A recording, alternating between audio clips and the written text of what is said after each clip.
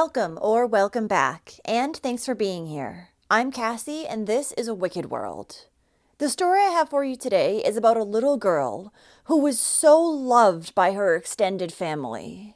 But unfortunately, she would be left alone with her mother's boyfriend, and shortly after, her life would come to an end.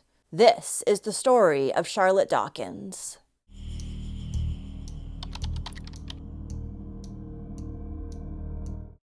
Charlotte James Dawkins was born in Voorhees, New Jersey on December 11, 2013, to her mother, Caitlin Roysden, and her father, Anthony Dawkins. She was a happy, caring, and empathetic little girl. Charlotte, as her grandmother Renee Rodriguez described her, was tiny, but she was mighty and so lovable.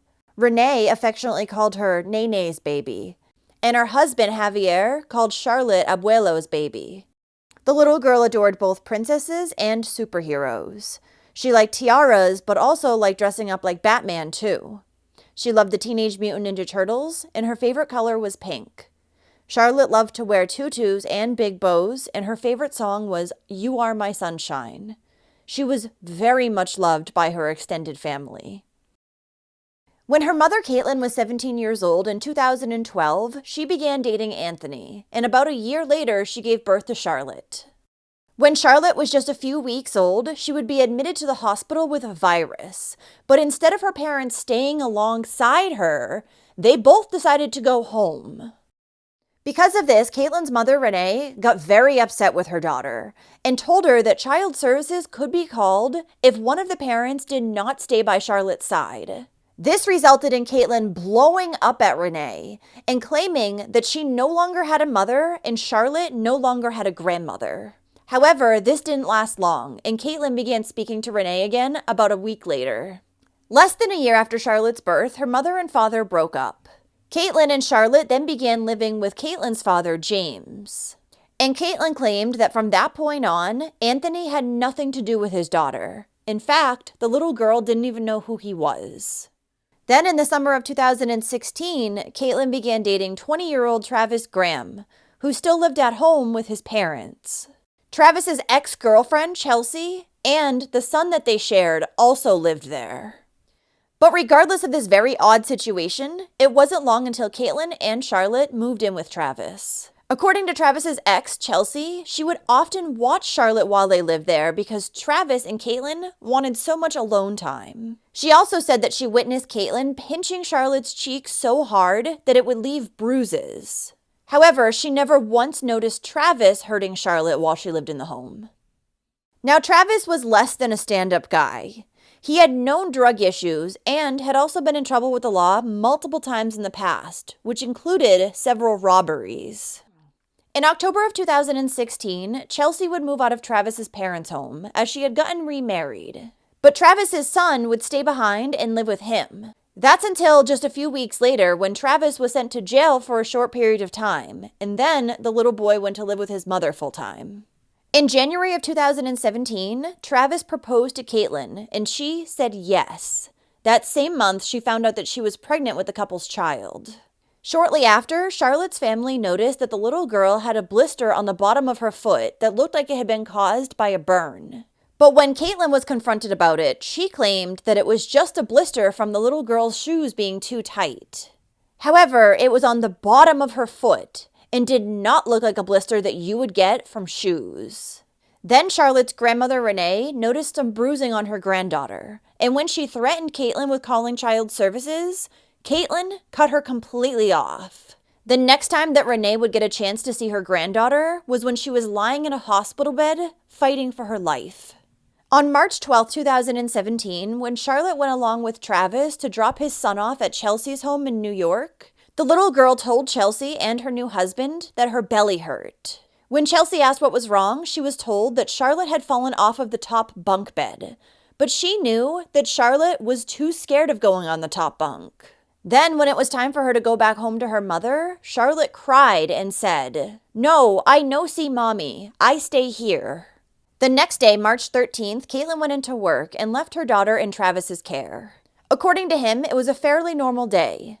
But after lunch, Charlotte started to get crabby and didn't want to take a nap.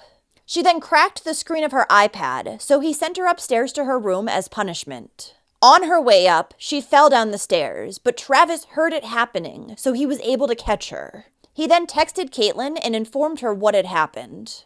3 hours later, Travis walked into the local emergency room, covered in blood and carrying the unconscious little girl's body. Charlotte's face was completely swollen, and she was immediately airlifted to another hospital due to the severity of her injuries. Travis didn't go on the helicopter with Charlotte, though. Instead, he went to pick up Caitlin, and then they drove to the hospital together. Now, according to Travis, Charlotte had fallen down the stairs, and she had been upset for about 30 minutes afterwards. Then she had fallen asleep. When he later tried to wake her, he wasn't able to. He also noticed that there was some blood coming from her mouth, so he tried to perform CPR. But when that didn't work, he rushed her to the hospital. When doctors examined the 3-year-old, they noticed that her pupils were fixed and dilated, indicating a serious brain injury.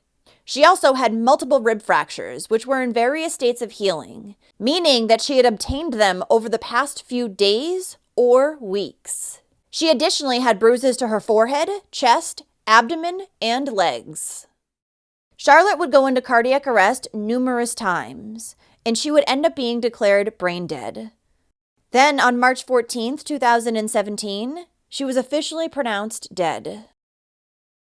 While Charlotte was in the hospital, her family overheard a doctor telling her mother, Caitlin, that her injuries were a result of CA.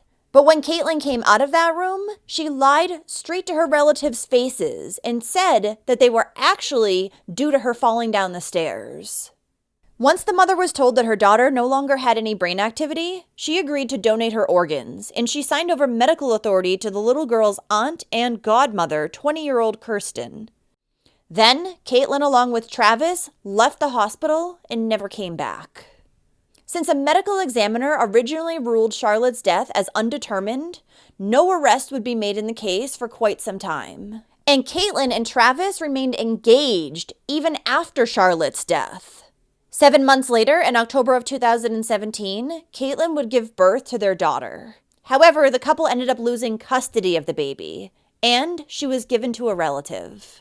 Then, in February of 2018, unbelievably, Caitlin and Travis got married. A few months later, in June, there was an armed robbery at the Pine Run Deli and Convenience in Blackwood, New Jersey, and Travis was eventually identified as being one of the perpetrators. He would be arrested the following month, and he was accused of partaking in 4 other armed robberies in the recent past.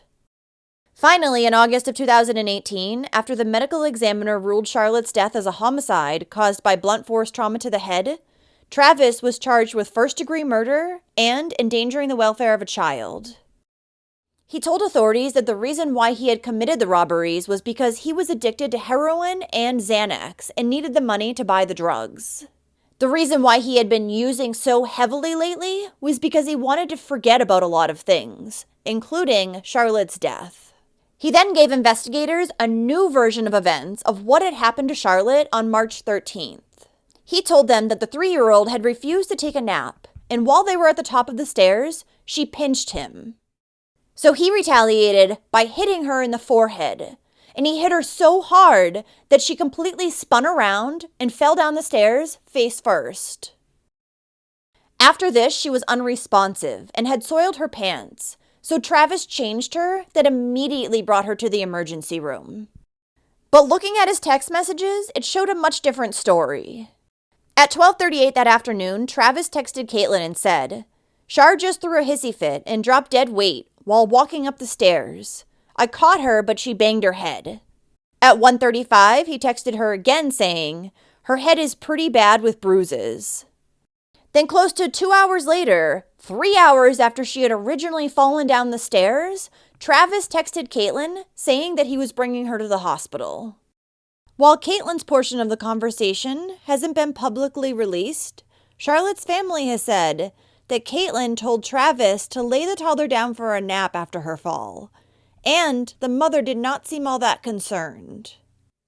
Now, even after he was charged with Charlotte's death, Caitlin continued to talk to Travis as he was being held behind bars. She additionally posted a fundraising link on her social media for strong prison wives and families. In May of 2019, Travis was offered a plea deal in which he would be offered 40 years behind bars in exchange for his guilty pleas to his murder charges and the charges related to the armed robberies. However, he refused it, and his attorney instead asked for just 15 years. This was rejected, and he was scheduled to head to trial. Travis didn't make it to trial, though, because in June he accepted a different plea deal, in which he pleaded guilty to a reduced charge of aggravated manslaughter and 3 counts of conspiracy to commit armed robbery. He would later be sentenced to 20 years in relation to Charlotte's death and an additional 10 years for the armed robbery charges. He will be eligible for parole after he's served 25 years. During his sentence hearing, Charlotte's aunt and godmother, Kirsten, spoke, and she said, "I need to be strong enough so that I can be Charlotte's voice. I need to be strong enough so that I can be the person that other innocent children need me to be. I refer to you as a boy, and I will never refer to you as a man, because you are the furthest thing from that. For you putting your hands on an innocent, full-of-life little girl was not only wrong, but selfish. You robbed her of an entire life she was barely given the chance to experience. You robbed us, her family, of getting to watch her grow up. We will never have her wave goodbye to us on her first day of school. We will never teach her how to ride a bike. She will never experience the tooth fairy. We'll never get to watch her win the big game or competition for whatever sport she would have played. We will never help her pick out prom dresses. We will never watch her walk across the stage to receive that diploma she would have worked so hard for. We'll never get to help her decide on a career. We'll never get to watch her grow up and fall in love, get married, or become a mother. We will never be able to watch what her life would have become because of you and your cowardly actions. You are the furthest thing from a man. You, Travis Graham, are a coward. When you took Charlotte's life, you also took a huge piece of mine. I'm sure many can relate when I say that your first niece/nephew will always hold a special part of your heart. They're the closest thing you have to having your own child.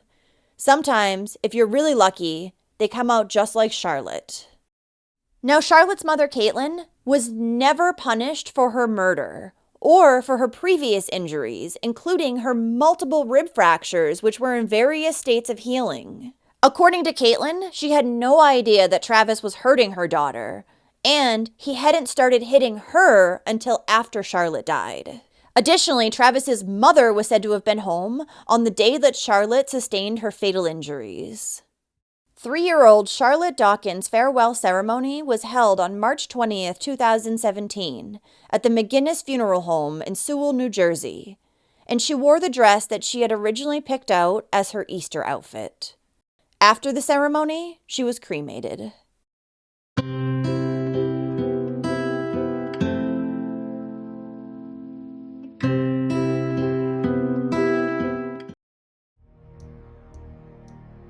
Thank you to all the patrons of A Wicked World.